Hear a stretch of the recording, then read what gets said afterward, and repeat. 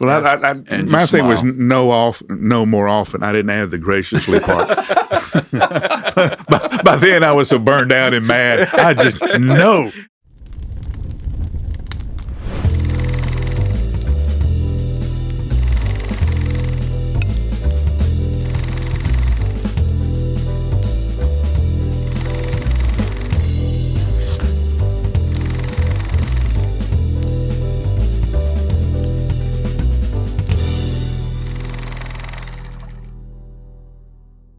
Hey, welcome back to Shepherds Without Sheep. We have made all the mistakes, so you don't have to. Michael, and Tim here with you again. We want to talk about New Year's. We want to talk about, the whole transition. I mean, you got all the people coming for Christmas. What do you do with it? I was just reminded that, in this age of technology, it's always hard to try to figure out whether to push to get somebody's information or not, because, everybody knows Google knows everything about everybody. And yet I know a lot of churches that just kind of blow that whole thing off and don't try to get any kind of information from people. And if our job is to reach people with the gospel and they showed up for Christmas, then my first recommendation is try to figure out some way that you can get them to do something to connect with you so that you can invite them back. I mean, the goal of Christmas services isn't to come and find out about who Jesus was. It's about getting them connected on a relationship with God. So as you're getting started with that, I think that's real important. And I'll just go ahead and kind of start the discussion for us. And I know this is weird for maybe a lot of people to think about, but we were in Chicago. January and February are horrible, right? Our largest attendance was in January and February. And I know that's true for a lot of other churches, but even though we'd have blizzards and nobody could even get to church on a weekend, January and February were big months for us. So at the Christmas service, as they're leaving, hey, we're getting ready to do a series on something that has to do with making your life better, a relationship series, a margin series, a financial series, not from a giving standpoint, like an FPU kind of thing or whatever. We would always have something that was sexy, if I can use that word, that might make them want to come back and give it another shot. The other thing we did, and I don't know if it was right or wrong, but I would try to have a guest from time to time. I was able to get like Mike Singletary several times in that time slot. Great Christian man, 85 Bear. I mean, everybody's going to come out and hear Mike, right? Mm-hmm. I would get a sports person, or I would get a famous artist of some kind that I could get in to come in, and I could advertise that at Christmas and say, hey, come back because, whatever, somebody's going to be here that you want to hear from, and get them back. I mean, for me, that was the key. We don't want to just fill up seats. We want to get a relationship with these people so we can help them have a relationship with God. What did you do? If they are coming, that is usually the first way that they tell you they are some kind of interested. Okay, and so if they feel something out. For this thing of, well, we don't want to offend them, we don't want to do that. No, they're telling you, we have some level of interest. Right. So capitalize on that. Yeah. And at least get the information so you can follow up. And there's always the tease for coming soon. Right. Okay, you might want to be back for this because it applies directly to where you live. Yeah. I was never that intentional. I'm listening to both of you talk about it, especially Tim. Great creativity. I applaud it. I was typically a book of the Bible guy. I taught books of the Bible. Yeah. Sometimes we might start in the new year. Sometimes we would take a break for a season of messages on X, Y, or Z. Sure. But in the main, it was more, this is what we do. This is who we are. Yeah. I feel the onus isn't the right word, but to me, the responsibility is on the church family to welcome their friends, to say, hey, we think you'd like this, or this is a series that our pastor is doing, or whatever. And I push pretty hard on that. It's in not in an unfair way, but like, this is your body. This is the body of Christ. Your job, you touch people I can't touch. Yeah. You're in the Pentagon, you're wherever you are. I'll never be in that context, but those are your friends in the community, the sphere of influence God has you in. If you want to bring them, bring them. And I think in our area, it was more selective. We talk about you go to a church one time, you're not going back. That's right. But the other's true too. If they've got really good worship, let's be candid. If the music's good, if the message is compelling, I might give that another try. If the kids department, if my kids are happy, I'm coming back. 100%. Right? I mean, I think as an expository, I mean, I went back and forth. I think you can do that expositorily as well. Hey, we're getting ready to start in the the book of to that point, we did launch programs. We launched an FPU, we launched a Crown, we launched whatever, and you build up to that. But that tends to be segmented to people already in the church, in my opinion. What you don't want to do, I would think, what you don't want to do is, hey, we're going to be back in, Matthew chapter 5 next week, because then they're like, well, what happened in the first 4, and I don't know how that works. And that's part of exposition. You have to learn how to do a paragraph of a recap every Sunday morning of where you are, especially like I had long book studies. And, if you don't like it, you don't come back. There's a lot of churches in the area, but that was sort of our hallmark. But this is an important question. Today, the church we go to has QR codes for everything. Right. Yeah. And I'm thinking, no more visitor cards. You just hold up and you want to find out about this, and you see people pull their phones out. Yeah, right. And we got all your info now. Yeah. And we should use it to a certain degree. Yeah. I mean, don't overuse it and don't underuse it. I mean, there's a balance to that, because you could. Well, don't violate their trust and sell it to obviously, books, those kind of things. I also did something, and I hit on this later on along the way. I would advertise, whatever I was going to do, but I also almost always had a comeback sermon that I couldn't necessarily advertise it, but I almost always and again, if you didn't hear the last episode, we would take the weekend off completely, live services in between Christmas and New Year's, and do a video oriented thing. So if Christmas, if the first Sunday in the year was the 3rd or the 4th or whatever it was, I would have some kind of a comeback sermon, and it would just be explain comeback sermon. So Spurgeon's Dig a Ditch. You ever hear Spurgeon do the Dig a Ditch one? Obscure Old Testament. A lot of times it would be an obscure Old Testament passage, and it was about, the prophet was saying, it's going to rain tomorrow, and if you want water, you better dig a ditch ahead of time. And it's just a beautiful passage, and obviously I can't even quote it for you now, but that Dig a Ditch sermon was a great kind. Hey, if you want your New Year to be good, you got to dig a ditch. I mean, it would be a prayer of Jabez thing, or a Batterson's book, in a pit with a lion on a snowy day, or some kind of fun, story from Shadrach, Meshach, and Abednego or something that would really be like almost a motivational New Year's kind of a thing. And I always did it. I would do a reflection that we talked about between Christmas and New Year's, that people tend to not come to church much, or maybe you go from lots of services to 1 or 2. And I would do kind of a reflections, and it would be more what I'd learned in the prior year, or maybe we had some really big life events in the church. I would often use Psalm 90, because that's Moses looking back on his life, and that famous conclusion, show us the work of our hands, Lord. Yes, show us the work of our hands. Did my life mean something? The end of Saving Private Ryan, tell me I'm a good man. Right, Did my life count? Oh, yeah. And looking back, not trying to be heavy on regrets, but say, you look back and then plan. And I don't know what you guys did in your ministry pattern, but for me, between Christmas and New Year's, I hunkered down, and I reviewed the year. I looked at sermon notes. I looked at appointments on my calendar, and I'd pray through that going, okay, Michael, what are you going to do next year? And I loved that break. And I would go through, this is back when it was manageable, I'd go through contact lists. And I would say, I haven't talked to this guy in forever. And I might call him up over the break. There was one guy, a college roommate. For years, we'd call each other between Christmas and New Year.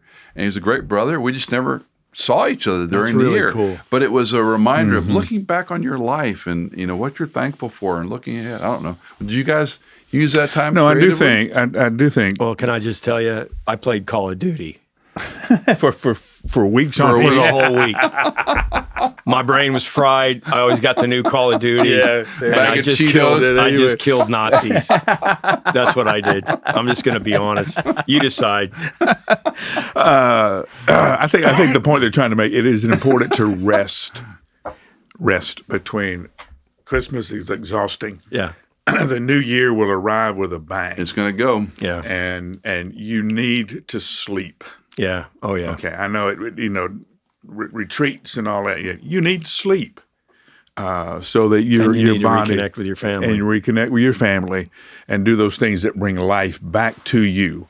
Because when you're in the ministry, every time you go down the hall, somebody sticks a hose in you and sucks the life out of you. Exactly. Or a bat and hits you on the side of the back head. to the head Yeah. and stuff like that. But So it pulls you inside out. Yeah. And from a principled level, too, this is the time to look. Again, I think I've learned some of this in my 30s and 40s, and applying it was harder. But to say to your leadership, guys, I'm going to preach 40 Sundays a year. Yeah. Or I'm going to preach, X number, and you got to help me. Right. Because I want to have a long run here. I want to be all in. I want to be tired and dragging. And these seasons wipe me out. And, most of your leadership will go along with you. If you're asking them to help you in that regard. And as I got older in ministry, I preached less. Yes. And I too. was a lot more willing to get away and take a break. That's really hard and if you planted the church, it's very difficult. Absolutely. If you're the main guy. Yeah. You mean Mike's not preaching? I don't want to go to church on Sunday. Tim's not preaching. I don't want to go. And you got to live with that. You got to live with that. Yeah, but the other thing is how you do that, because one of the things that we did at Brentwood was we told the church we have a kingdom obligation to raise up new pastors. Right. Right. That's great. That's one of the things that God has given to us. That means you're going to listen to these guys preach. Mm-hmm. Okay, but you built that into the philosophy of ministry. That's the weaving. You didn't do that early on. Yeah. Well, I did it pretty early on. Did you? mean, yeah. The one of the goals of this church is to be a place that produces preachers. Yeah, and you did amazing. And, I mean, I was 48, 50 weeks, back in the early days because it was a small church. It's what you did, and it's what you did. I guess my point is I also strategically and I'm not talking about throwing Labor Day and Memorial Day and the 4th of July to some junior person, but I'm saying you have to pick the days that are going to be the most important for you to be there. Mm-hmm. So I said we always did massive Christmas Eve services. The weekend before Christmas Eve, I never preached. Never, ever. I always had one of the other people on the teaching team do that week so that I would be fresh for Christmas Eve. Yeah, it's good. And then, again, I felt like the first weekend back was really important. So I almost always did that. And then I would figure out a way to take a break, some more breaks in January along the way. It's about being strategic about when your voice is necessary. And I think every church and every culture is going to be different in that regard. That was just what we... Well, even in Olympic athletes, they're finding out the need for recovery. Yeah, exactly. The intentionality of recovery. It's just not being brilliant for that 10 seconds of your race. It's how you manage your energy going up to that load management is what they call load it now. management. Haddon Robinson had this probably unsubstantiated fact he would use. He'd say 1 hour of preaching is worth 8 hours of manual labor. I've heard that stat before. And so when I had 4 services on one, back in the manual, I'd say, honey, I've already worked 24 hours. That's right, yeah. Give me a break. But you are exhausted. But it is true. You're no use from to an anybody. emotional standpoint. You're no use to anybody. No. But that rhythm is so important. And we have talked about getting away, but put it on the calendar. Mm-hmm. I mean, put it on the calendar and try to make it non-negotiable. Yeah, there are going to be funerals when you're gone and these kinds of things. Just life has a way. But the other thing is I don't think we seize the opportunity to get away, because sometimes it's like, hey, I could probably get so-and-so to step in. Right. Mm-hmm. And I could, if somebody invited me to go play golf or whatever, do it. But that rhythm, I mean, we're going from first year back to more general hygiene as a pastor, but at some level, there's always going to be someone unhappy with whatever we do, right? I mean, I don't care how great a leader or pastor you are in your congregation. There's always going to be people unhappy, and that's part of being mature. Not to be rude or discourteous, but say, I need a break too. Yeah. As was his habit. Right. As was his habit. There were times when Jesus wasn't available. Yeah. And there were times he burned the candle at both ends. So his disciples were hungry, and he says, "I have food you know not of." Yeah, but you also have to remember that those same people who are mad at you because you didn't have the 28 Christmas, when your family becomes dysfunctional, they'll be mad at you about that too. Yeah, yeah. So you get to choose what they're mad about. Yeah. Or they won't be, and you'll be mad at them. But what is Henry Cloud's book, our buddy Henry? Boundaries. Yeah. No, this is 9 things you simply must do. Oh, okay. All right. This one, and it says you can't make everybody happy. Yeah. So be sure you're making the right people mad. And that, I told Henry, I said, that is one of the most freeing things I've ever heard in my life, because I have been in a lot of meetings where somebody's mad, and I'm asking myself, am I okay with this person being mad? Is that the right one? Yeah, okay, I'm okay with this person, it's okay. And they often end up on the elder and Don't let that happen, okay? Just don't let that happen. Politics is a part of ministry. Right. I'm sorry.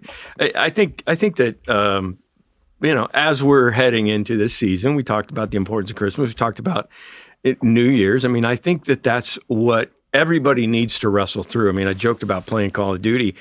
At some point, you've got this spiritual moment where you have some freedom, you have some time, you start to address what's going on. Now, as the church gets larger and larger, you've already pre-planned what's going to happen in the preaching schedule. Hopefully. And everything else is already pre-planned, but you do have the moments personally to think about.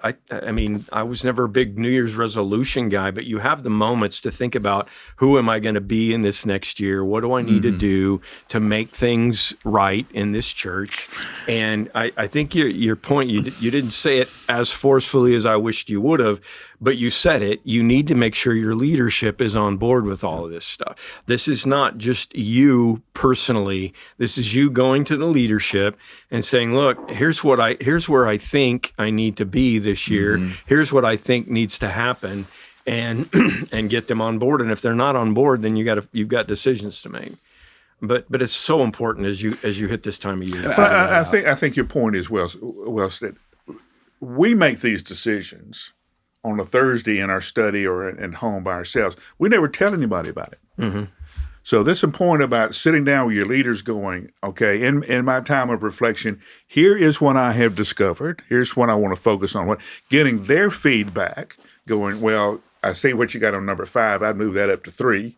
Yeah. That kind of stuff. And didn't all of us have an advocate? And then let them own that. Yeah. And we all had advocates for elders or and say, hey, I need your help, man. I really need your help. Help me figure out, how do I communicate this to the elders or the other staff? And then there's always where the RHIP, where the rank has this privilege. Well, then other pastors, they don't get the, you got to deal with all that. But if you're going to do this for the long run, you got to have a long plan. Yeah. It's a marathon. Here's the question I learned to ask. Let's come back to that. I'm sorry. No, let's go. Okay. Go. It's good. What are you not going to do in the new year? Of course. 100%. Yeah. Say no more often. Yeah. That's exactly right. And you'll get burned for it.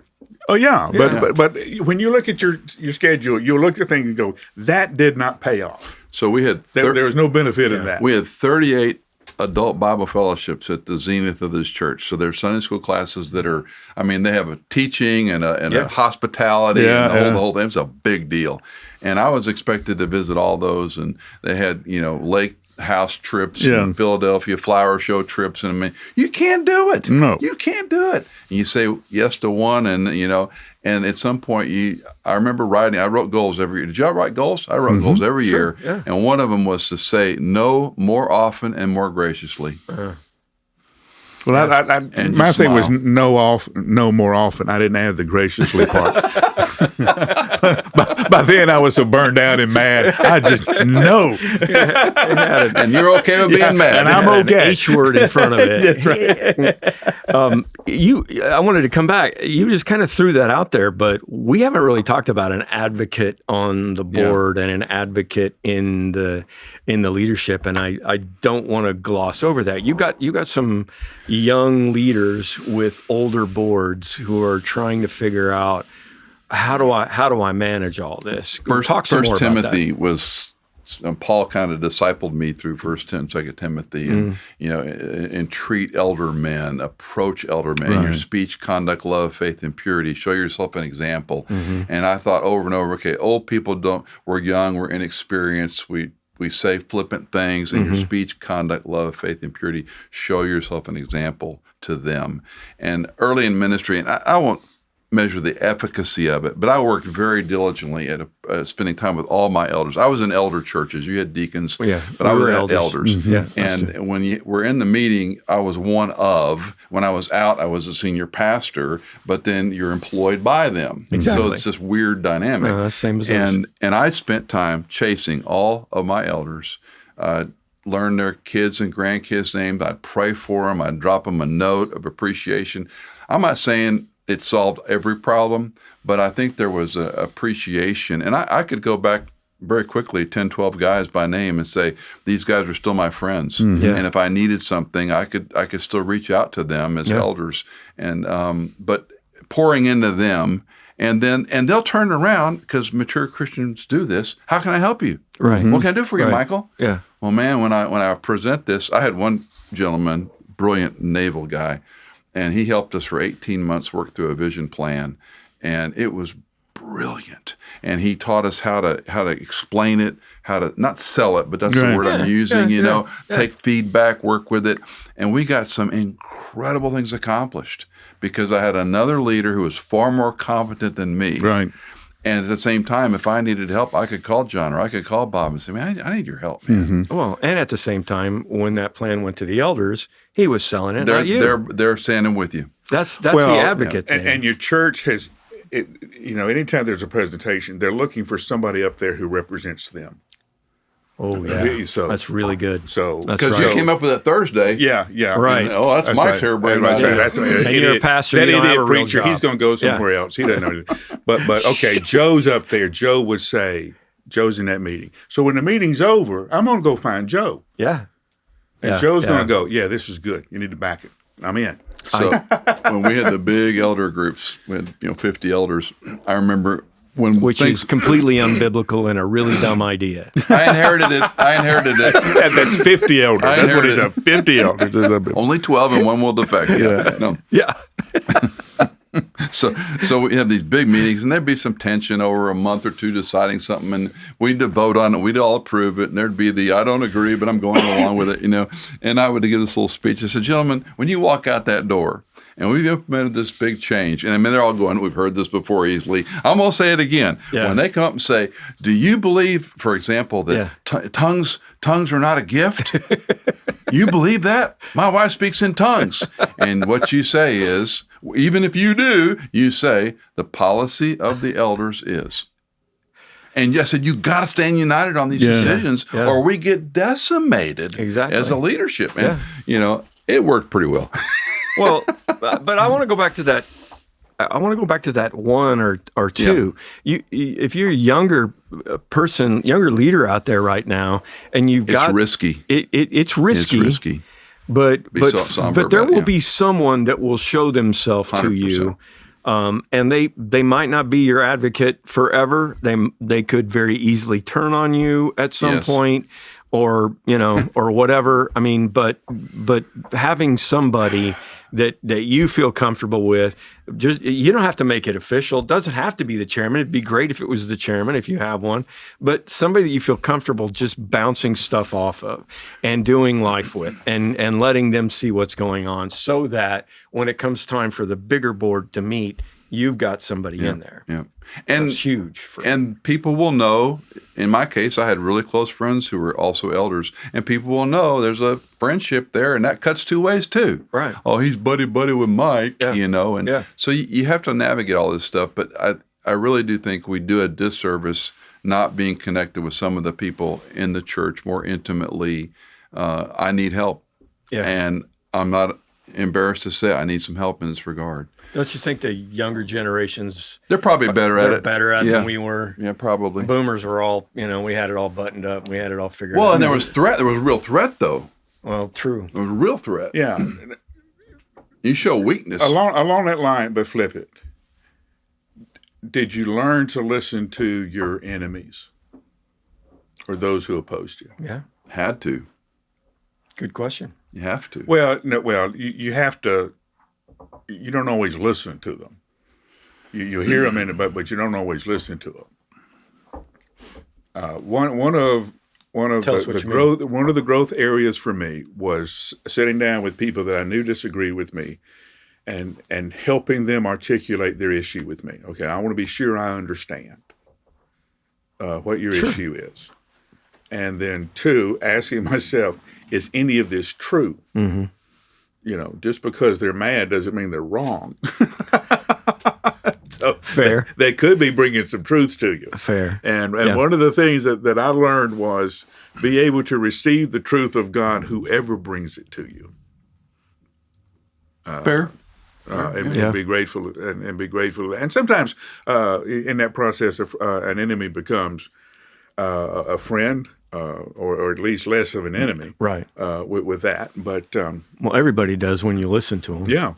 Well, if the person is just ornery, I'm thinking of people that were just. My initial blush was, I have a lot of people that were just mad in general terms, and they had a bad marriage or a bad job or whatever, and they take it on everyone around them.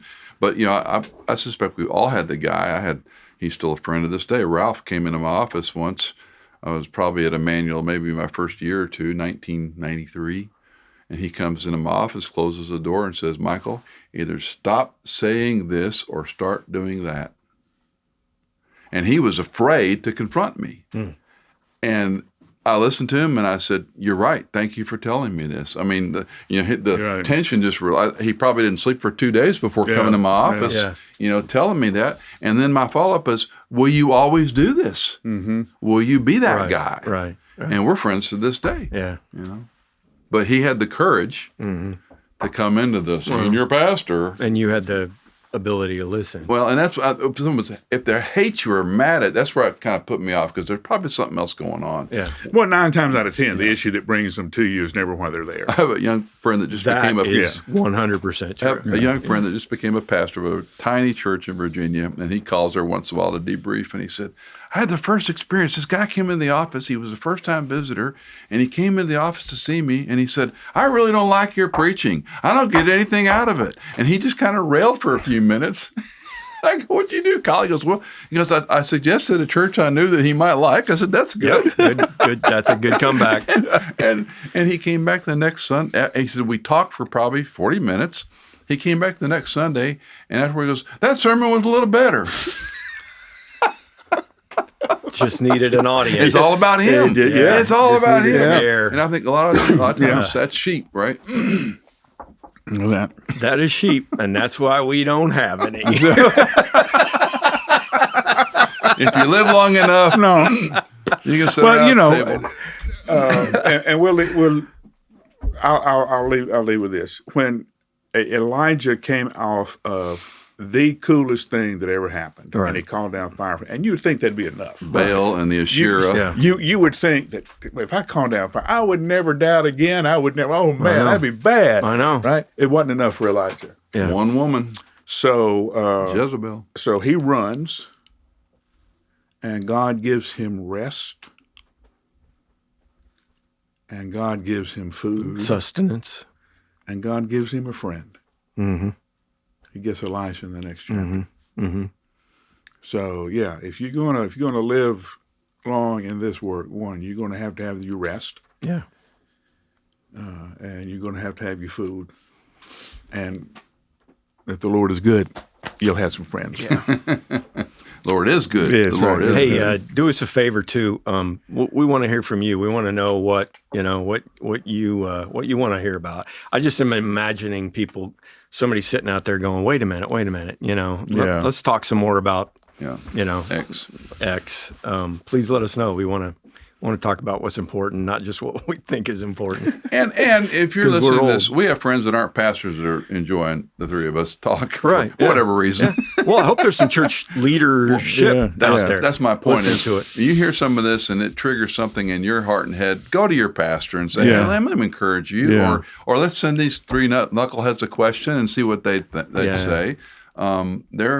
I don't know about you, but I do a little church consulting, I don't feel like a consultant, but they'll call me and ask me and I'll meet with an elder or two or maybe go visit. And that's not my expertise, but just sometimes hearing and a neutral party outside can encourage them. And maybe we can be that for some folks listening or watching.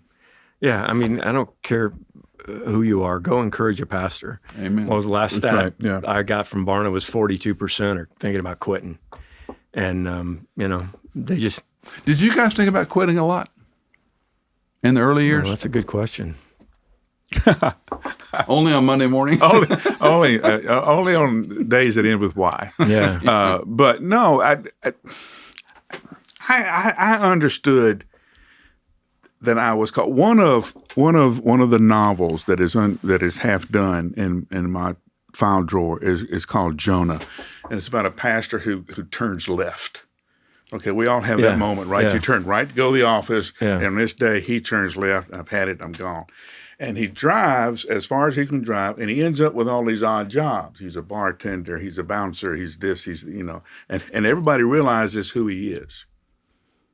The folks around him know he's called, even he doesn't say anything. Yeah. And I realized early on, if I was a ditch digger, agreed. Interesting. I would still. So you might as well do this. Might as well. Yeah. Because the world's going to know, even if you don't. That's true. So yeah, I mean, I thought about quitting that place. Yeah. Going somewhere else, but not leaving the call. Yeah. First 2 years were real hard for me, and I thought about ditching in and go back for another career. Thought about med school, actually, very seriously. Yeah. And that's a story for another time. But looking back on it, what a privilege to do what we did for all those years. I mean, the heartache, broken hearts, hurt people, but think of the people that came to Christ. I mean, I hear from someone the other day, I hadn't heard from him in a decade. Yeah. And he and his wife were not Christians. They had to get married, and they came to Christ. I mean, how often does this happen? In my office, they both come to Christ because they want to get married. And first thing we ought to talk about, they get married. And it's probably 30 years later, out of the blue, I get a connection from this guy. Yeah, it's so cool. We're still together. We got 3 kids. We still think about the time. Right. So you don't know how Lord's going to use you. You just need a few of those stories. Yeah, to keep exactly. Just a few. Then people say, I wouldn't do what you do. You don't get to see what I see. There you go. That's true. Yep. Yeah. So stay at it. Yeah, press on. Be of good courage. We'll see you next time. Be of good courage.